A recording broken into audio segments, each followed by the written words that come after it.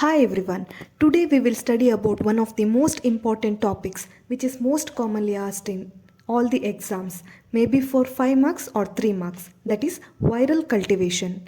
So basically we all know that viruses cannot grow on an artificial culture media. It requires living cells for the growth. So we have to provide living cells to grow the viruses. So we can provide the living cells to grow the viruses by various methods, which involves maybe inoculating into the experimental animal or inoculating into the embryonated egg, or third method is tissue culture.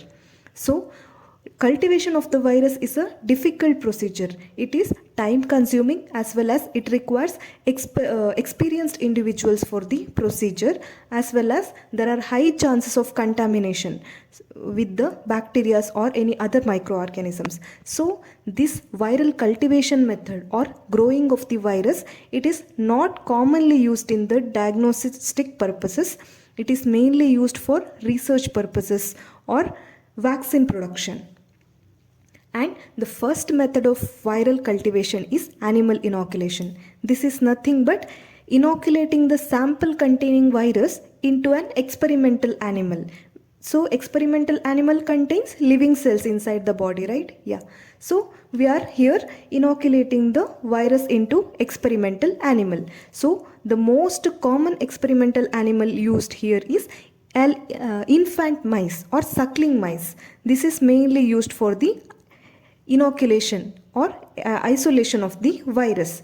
So this infant mice is mainly used for isolation of arboviruses, Coxsackie viruses, and many of the viruses which doesn't grow in other system or in other animals. So the other animals which can also be used to isolate the viruses involves guinea pigs, rabbits, ferrets. They can also be used in to isolate some other microorganisms or other viruses. So one thing we have to make sure is that the animal that is selected for the cultivation of viruses should be free from any diseases. It should be healthy. So there are various routes of inoculation of viruses, virus sample. First is intracerebral, second one is subcutaneous, third one is intraperitoneal, and fourth one is intranasal, maybe through spraying. And so once we inoculate this specimen containing virus into an experimental animal, the animal has to be incubated. It has to be observed for a period of time, maybe for up to 1 week, for signs of disease and death. If the specimen which we have inoculated into the experimental animal contains viruses, and it will grow inside the body and the animal will develop the disease, and after disease will progress and finally it ends up in death of the experimental animal. Now the experimental animal have died. So we have to obtain the tissue culture section from the experimental animal for the histological examination, maybe by biopsy. So after that we have to identify the virus from the tissue sample by neutralization test using antiviral sera or using blood, or some of the viruses may be having inclusion bodies when stained with any histopathological stains, and we can observe them under light microscope by staining with any of the histopathological stains. And this animal inoculation, it is mainly used for the research purposes, and in diagnostic purpose only if the viruses are difficult to cultivate or difficult to isolation, only this animal inoculation is the choice for isolation of the virus. If only this is the case, then we can use this method. But because of the ethical issues, this animal inoculation is not at all used for the diagnostic purposes nowadays. And the second method is embryonated egg inoculation. So hen's egg is used here, which is 7 to 12 days old.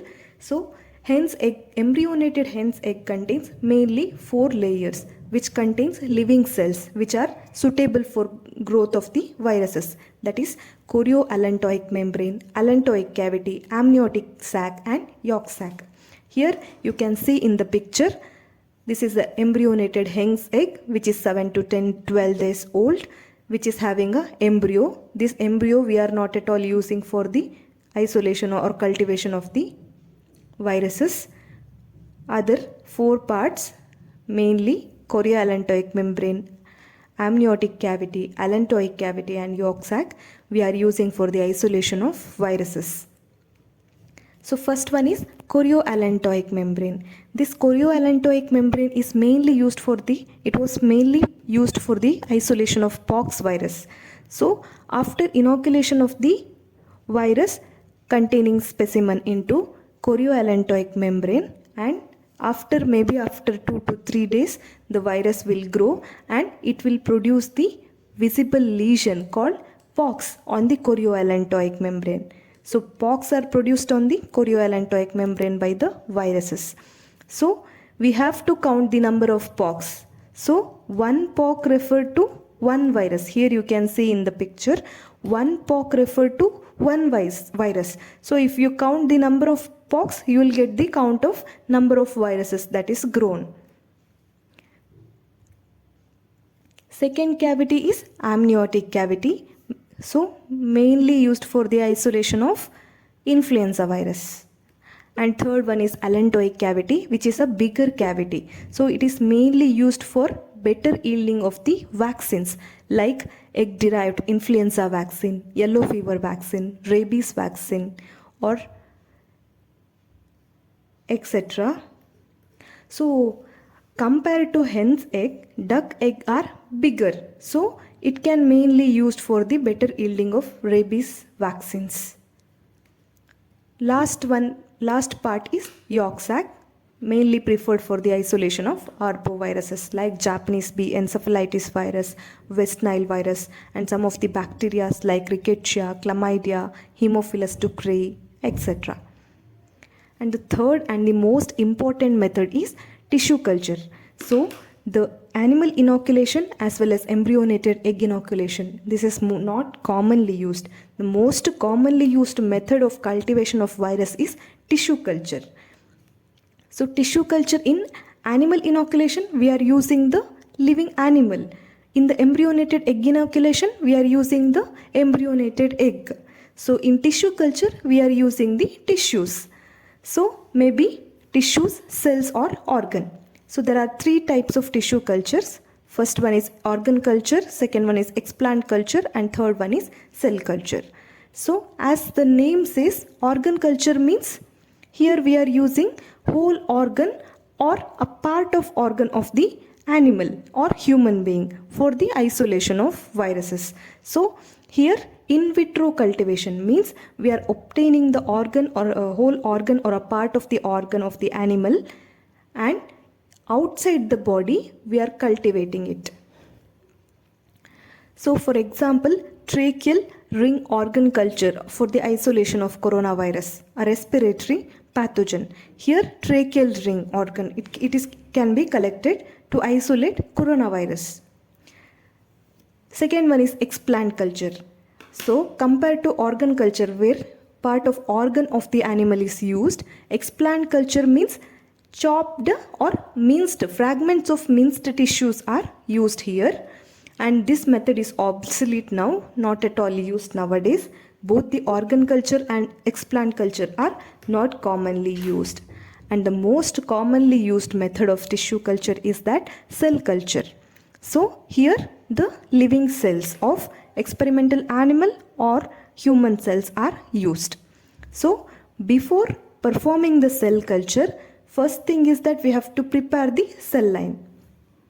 So from the tissues we have to obtain the individual cells, right? So these tissues are digested by treating with the proteolytic enzymes followed by mechanical shaking. So after digesting the tissue with the proteolytic enzyme, there will be separation of individual cells from the tissues. So now we have obtained the individual cells, which is essential for growing the viruses, right? After obtaining the individual cells, we have to wash the cells and we have to count the number of cells, and we have to suspend these cells in a growth media so that it doesn't die and it enhances the growth of the viruses. So growth media contains balanced salt solution which is added with essential amino acids, vitamins, fetal calf serum and antibiotics. Here antibiotics are added so that there will not be any contamination with the bacterial strains. So now the cells or cell culture media is ready. So now we are having the media. Now we have to dispense this cell suspension into tissue culture flask. As you can see in the picture, the cell suspension which is prepared is dispensed into the tissue culture flask.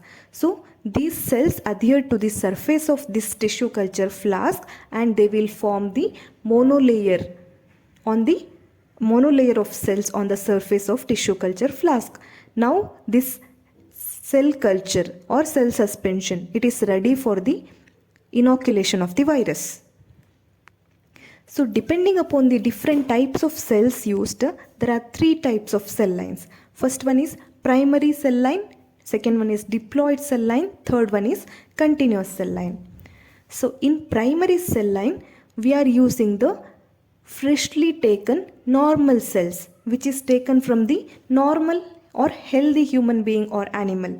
So we all know that the cells, normal cells will divide for a short period of time, then they will die. So because of the absence of growth factors, they will die. They are not immortal.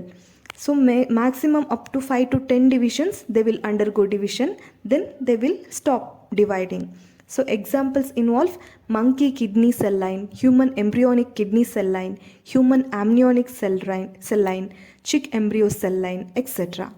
So here in primary cell culture, the main point is that normal cells are used which undergo division for only up to 5 to 10 times, and this is not suitable for our isolation of virus, right? We require living cells which continuously undergo division so that we can easily grow the viruses. And the second type is diploid cell line. Here also we are using the normal cell line, but it is added with the growth factors. So there will be increased cell division. Number of cell divisions may be more compared to primary cell line. So in primary cell line there will be 5 to 10 divisions. And in diploid cell line there will be 10 to 50 cycles of cell division will be taking place because normal cells are added with the growth factors. So this diploid cell line, it is mainly used for the yielding of viral vaccines like MRC5 and WI38 vaccines. Then third method is continuous cell line. Third type is continuous cell line. So it is most suitable type of cell line for the cultivation of viruses. So here we are using cancerous cells, not the normal cells. And we know that cancerous cells are immortal.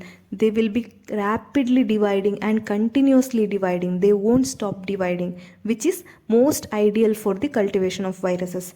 So examples for continuous cell line involves HeLa cell line, Hepto cell line, McCoy cell line, Viro cell line. So this continuous cell line can be used for the isolation of various numbers of viruses.